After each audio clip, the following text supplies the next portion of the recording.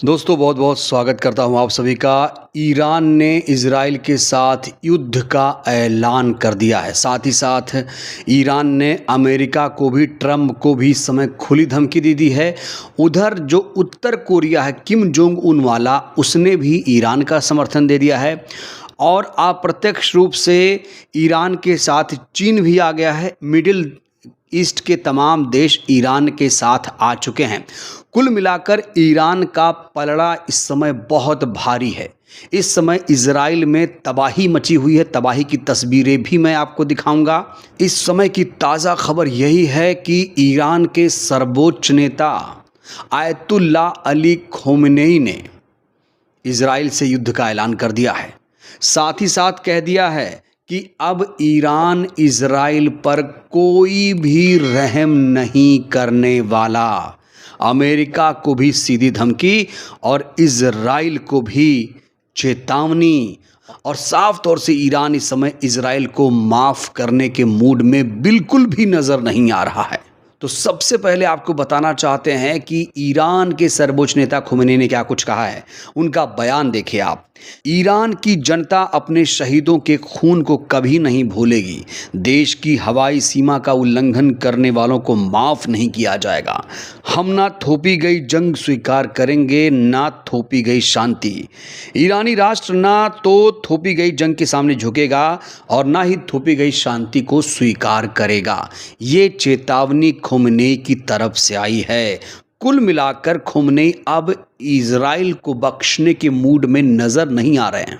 Iran ने America को खुली धमकी देते हुए कह दिया है कि अगर अमेरिका ईरान की धरती पर हमला करेगा तो ईरान फिर अमेरिका पर जवाबी हमला करेगा। अगर हमें पता चला कि हमारे ऊपर पहले भी अमेरिका का भी हाथ था तो हम अमेरिका पर हमला करेंगे। तो अब ईरान दो तरफा हवाई हमला शुरू कर रहा है। एक तरफ जहां ईरान ने इजराइल को तबाहो बर्बाद कर दिया है, तो अब अमेरिका को भी बर्बाद करने की खुली धमकी जिस तरीके से ईरान के नेता दे रहे हैं, उससे साफ तौर से लग रहा है कि अब जो ईरान है वो बैक फुट पर जाने वाला नहीं है। अब ये लड़ाई निर्णायक मोड़ पर जाकर ही खत्म होगी। उधर इजराइल का पीएम जो नेतन्याहू है दोस्तों, वो भी रह रहकर बयानबाजी कर रहा है। उसने कहा है कि खोमेनी की हत्या होगी, उसके बाद ही ये युद्ध थमेगा। खामनेई का अंजाम भी इराक के तानाशाह सद्दाम हुसैन होना तय है। सद्दाम हुसैन की तरह खोमेनी को ईरान में इराक के ही लोग फांसी पर लटकाएंगे। तो ये नेतन्याहू ने बयान दिया है। तो यहाँ पर इजराइल जो है वो अब ईरान को धमकी दे रहा है। लेकिन इजरायली पीएम को लेकर खबर ये भी आ रही है कि इजरायली पीएम इस समय भागे भागे फिर रहे हैं। ये भागे भागे फिर रहे हैं और अमेरिका से गुहार लगा रहे हैं कि ट्रंप आओ, हमें बचा लो, नहीं तो ईरान हमें तबाह कर देगा। दोस्तों अब मैं आपको कुछ तस्वीरें दिखाना चाहता हूँ कि किस तरीके से इजराइल को तबाह किया है ईरान ने। ये तस्वीर आप देखिए। ईरान ने मोसाद को किस तरीके से स्वाहा किया है, इसको आप देख सकते हैं। ईरान ने एक ही हाइपरसोनिक मिसाइल से पूरा मोसाद हेडक्वार्टर हवा में स्वाहा कर दिया और इस तस्वीर को बहुत ज़्यादा शेयर किया जा रहा है। ईरान ने इजराइल के हरमीस 900 ड्रोन को ईरान के हिस्फान में मार गिराया है। तो जो भी ड्रोन इजराइल ईरान में भेज रहा है उसे ईरान स्वाहा कर दे रहा है।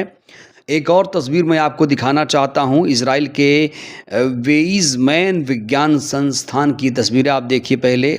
ये पहले और बाद की तस्वीरें मैं आपको दिखा रहा हूं। इसका सोर्स तेहरान टाइम्स है। तेहरान टाइम्स ने इस तस्वीर को शेयर किया है। आप देख सकते हैं तस्वीरों में किस तरीके से इजराइल को बर्बाद कर रहा है ईरान। इस बीच ईरान के सर्वोच्च नेता ने तेवर दिखाते हुए अमेरिका को भी धमकी दे दी है। कहा है कि राष्ट्रपति ट्रंप हमें अपनी बेतुकी बयानबाजी से डराने की कोशिश करते हैं। वे चाहते हैं कि ईरानी जनता उनके सामने आत्मसमर्पण कर दे, लेकिन ईरानी राष्ट्र ऐसे धमकियों से डरने वाला नहीं है।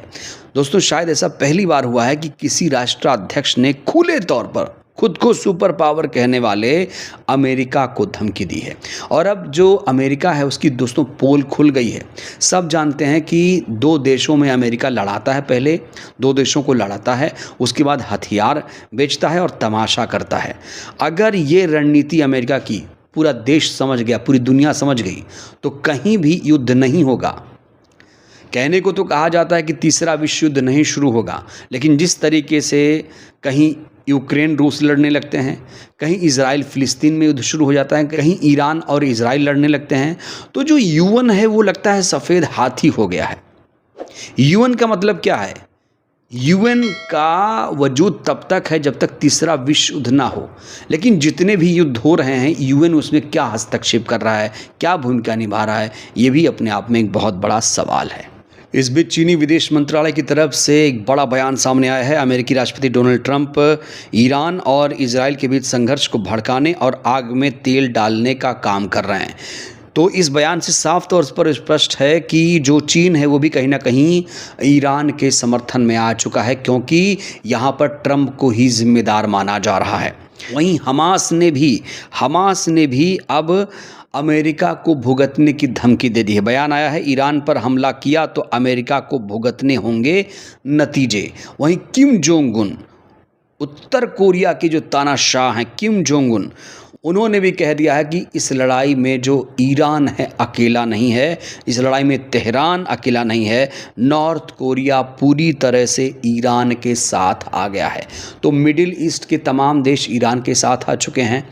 चीन भी कहीं ना कहीं ईरान का समर्थन कर रहा है, और उत्तर कोरिया जिसके पास परमाणु हथियार है वो भी अब ईरान के समर्थन में आ गया। कुल मिलाकर जो खोमेनी साहब हैं उन्होंने साफ तौर से कह दिया कि अब युद्ध का ऐलान हो चुका है, युद्ध शुरू हो चुका है। अभी तक युद्ध जो चल रहा था वो आधिकारिक नहीं था, लेकिन आज के बयान के बाद ये माना जा रहा है कि ईरान और इजराइल के बीच जो युद्ध है अब शुरू हो चुका है, और इजराइल की जो बर्बादी हुई है कहा जा रहा अभी से शुरू हो चुकी है। वहाँ के लोग कह रहे हैं कि माफ़ कर दो ईरान, लेकिन अब जो ईरान के सर्वोच्च नेता खोमेनी हैं वो कह रहे हैं कि हम इजराइल पर कोई भी रहम नहीं करने वाले हैं। बहरहाल दोस्तों, इस वीडियो में इतना ही। जिस तरीके से इजराइल और ईरान में युद्ध हो रहा है, क्या लगता है आपको इस युद्ध में किसका ज़्यादा नुकसान होगा? प्रतिक्रिया दीजिएगा। बहुत बहुत धन्यवाद।